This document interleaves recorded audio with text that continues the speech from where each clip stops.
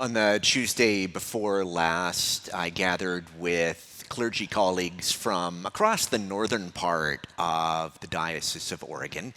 It is the practice on the Tuesday of every Holy Week for Episcopal clergy and perhaps clergy in other traditions. I don't know. This is the tradition I know, to gather and renew our vows. So much as all of us as Christians renew our baptismal covenant, the promises we made in our baptism or that were made on our behalf, so on the Tuesday of Holy Week, do clergy get together and say, I want to renew the promises that I made when I got ordained, or maybe to put that even more succinctly, I still want to be ordained. And so here we were with deacons, with priests, with one bishop. It's a service I look forward to every year, but this year it was particularly special because before the service really started, we had an opening hymn, but before really we got into the liturgy, Bishop invited a colleague forward. This is someone whom we'd not seen in our assembly for a couple of years. And he stood before us and offered a testimony and an apology. He said, and I'm quoting from memory, he said, a couple of years ago, my drinking got out of control. And I publicly said some things and did some things that were cruel and unkind. And I publicly said and did some things towards our bishop that were cruel and unkind. My actions were the consequences of my anger, my self-doubt, my fear, my resentment, my alcoholism. I'm sorry. And then he turned to Bishop and he said again, I'm sorry. He said, I've been sober for 2 years now. I'm working very closely with a sponsor, and over the last year or so, I've been deep into conversation with Bishop, and we've determined that it is good and appropriate now for me to rejoin this community. I wish to rejoin you. I hope you will welcome me amongst you. And then he sat back down, and together we renewed our vows. I heard them in a new and in a powerful way, making those promises beside him. And then come the peace, we greeted one another. We embraced one another, perhaps as the dad in the story embraces the prodigal son. We were so glad to have him back. This was an Easter experience. I've been thinking about it and really cherishing it ever since. A couple of things about it keep echoing for me, and I keep on holding on to them in gratitude. At least a couple of things. The one that I'm really noticing and I'm grateful for is that we heard from our colleague a full and skillful and true apology. And I'm struck at how rarely you get to hear a good apology. Most of the apologies that we hear are equivocal or they contain an excuse. They are what another generation would call mealy-mouthed. I wonder, what does that mean? I'm curious what that expression means. We should look that up. So what is a classic one? If anyone was offended by my actions, I'm sorry. Or I'm sorry, but there's a classic one. There's a prof who says everything that comes before the word but is a lie. You may know the wonderful expression, I'm not a racist, but you just know that what comes after that but is going to be awesome, right? I'm sorry, but this is not a very good apology. Perhaps my least favorite is, I'm sorry you feel that way. That's not really an apology at all, is it? That's actually an accusation wearing an apology's coat. If you were made of sterner stuff, you wouldn't have been hurt by that thing that I said or did. You need to toughen up. My colleague didn't do any of that stuff. He owned his responsibility for what he did, and he allowed the possibility that I'm sorry could be a full sentence. I'm sorry, period. Nothing more after that. That is amazing. It stood in contrast with an article I just read about a guy. I get the Concordia news because I live, as some of you do as well, up in Concordia. And I guess the guy who was running the Alberta Street Neighborhood Association stole a bunch of money. And the article, he's now on trial, and the article talked about how this dude is trying to go straight to a redemption story. He's trying to say, well, I just really want to serve the neighborhood and I'm in favor of redemption, but I think we need to have I'm sorry first. I think we need for you to own you stole a bunch of money before we can move on to redemption or new life. So it was amazing to see that done well. I think we're often hesitant to apologize in that sort of unequivocal, skillful fashion because we're afraid that we'll look weak if we do so, or in this lawsuit-obsessed era, we're afraid that we're going to open ourselves up to liability. But friends, I want to tell you, our colleague in that moment of apologizing unequivocally and owning his actions, he looked powerful. He spoke as one with authority. The other reason I'm cherishing this experience is that it was the testimony and apology itself, but then how the broader group of colleagues responded was an extraordinary example of reconciliation. I think our opening collect today talks about the covenant of reconciliation, doesn't it? And that was an amazing thing to see a group of people welcoming someone back into community. Culturally, we're pretty good at severing relationships. We're pretty good at cutoff. We're pretty good at casting people out into the outer darkness, at shunning folks. But I don't know how much skill we bring to reintegrating folks. And that is a painful and a sad thing.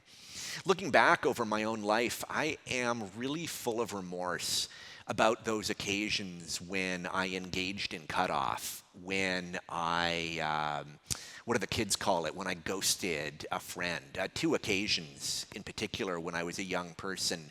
I cut a friend off. I stopped returning phone calls, ignored their knocks on the door.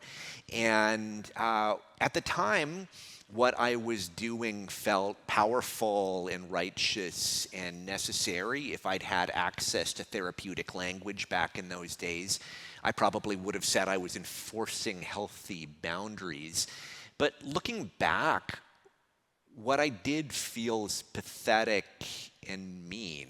I am very sorry, especially now that I've been on the other side of cutoff. I've had friends stop returning phone calls, including friends in church stop returning phone calls, and it is a uniquely painful thing.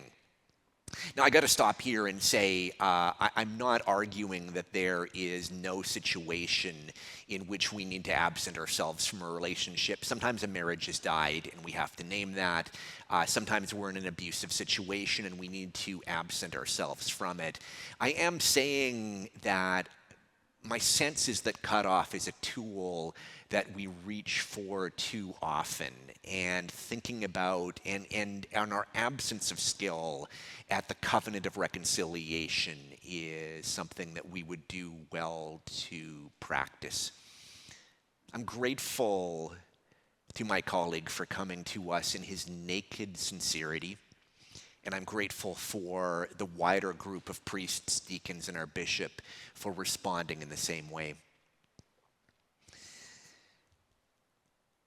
It seems to me that in the resurrection, we see multiple examples of reconciliation, of reconnection, of folks longing to be forgiven and finding their forgiveness.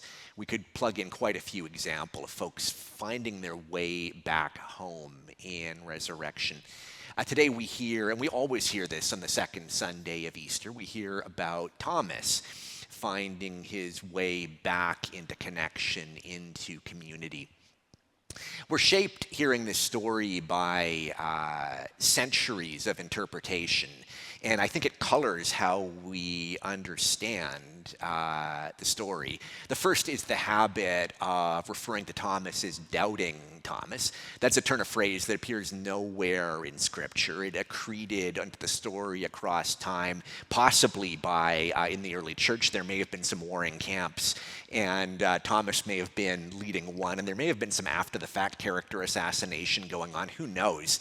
But this is not something Scripture calls him. And it's not a particularly fair or accurate thing to call him. It would be a bit like referring to Peter as deserting Peter or fleeing Peter. Yes, on Maundy Thursday, when Jesus is taken by the agents of empire and Peter attempts to follow and hangs out by the fire, when folks ask, "Are you a friend of Jesus?" he does indeed deny it. But to call him denying or deserting Peter would be to make this one action the defining action of his life. And that certainly does not define his life. And similarly, Thomas's longing to see the resurrected Jesus, if there is a doubt or a failure in that, that should not be what defines him. Besides, actually, all he's asking for in this story is the same thing that the other disciples received, right? The story begins with the resurrected Jesus coming to the disciples. I don't remember if they've recruited an 11th by this point or not. Maybe there's 10 of them. Maybe there's a different number. Anyway, coming to the disciples, he's resurrected. He shows them his wounds. They are transformed by seeing this. And all Thomas wants is the same thing. I've heard it quipped that Thomas's only real sin is that he missed the meeting.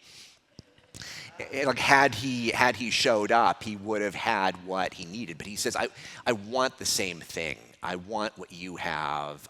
He is in this place of woundedness and lostness and searching after the cross. And he's saying, I want to see Jesus. I want to see his wounds. And Jesus always says yes to a longing like that. He shows up in his woundedness to Thomas. I was texting with somebody, with a parishioner earlier this week and talking about, as I often do, talking about grief, and a particular grief this parishioner was laboring with. And I was remembering anew that in how different the resurrection is than a happy ending. In a Hollywood happy ending, everything goes back to normal. Everything is like it was before. So you're suddenly at the end of the movie, you're back in Kansas, and it was all a dream. Everything is just fine now. And that's not the resurrection story. The resurrection doesn't say the cross never happened. Quite the opposite. The resurrection says the cross very much happened. Jesus remains a crucified God. In the resurrection, we find life and life abundant, not instead of the cross, but in spite of it or after it. This is the triumph of God. Paul says we proclaim Christ and him crucified. And so it is this crucified God who shows up to Thomas in Thomas's woundedness, in Thomas's longing, in Thomas's naked sincerity. And Jesus responds in his own naked sincerity and says, "Put your hands in my wounds." This is another place where centuries of interpretation shape what we think happens next. Because I don't know about you, but every oil painting I've ever seen of this scene shows Thomas with his hand in Jesus' side. And that's beautiful, and maybe it's right, but it's not what the text says. The text says, Jesus appears to Thomas. He says, "Put your hands in my wounds," and the text doesn't say next. John doesn't say next, and Thomas put his hand in Jesus' wounds. What it says next is, Thomas responded, "My Lord and my God." Is it possible that the offer of putting his hands in his wounds, the witnessing of the wounds was enough. That he didn't actually need to put his hand in it. The presence of the crucified God and the invitation was enough to invite Thomas into transformation. Henry Nouwen has this turn of phrase. He speaks of the wounded healer. And the wounded healer is the person who, because of their own grief, because of their own loss, because of their own suffering, has this authority to heal others. Now, this doesn't mean that the wounded healer is constantly turning the conversation to their own hurt. We've all met that guy who, like, you break your leg, and that guy says, well, that's nothing, I've broken my back.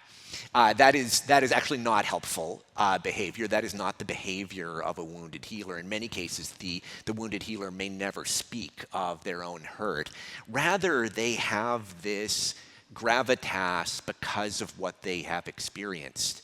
And I was struck listening to my colleague speak that he has this authority as a wounded healer. It is the same authority that Jesus has.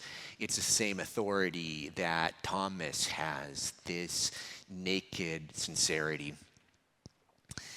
When Liz and I were chatting between the services, and she was remembering that reconciliation, finding our way back together, is historically the work of Lent. On the first Sunday of Lent, we typically begin with this speech, this mission statement, I guess, for the season of Lent. And in the extraordinary language of the prayer book, it talks about Lent being a season, I'm quoting from memory, where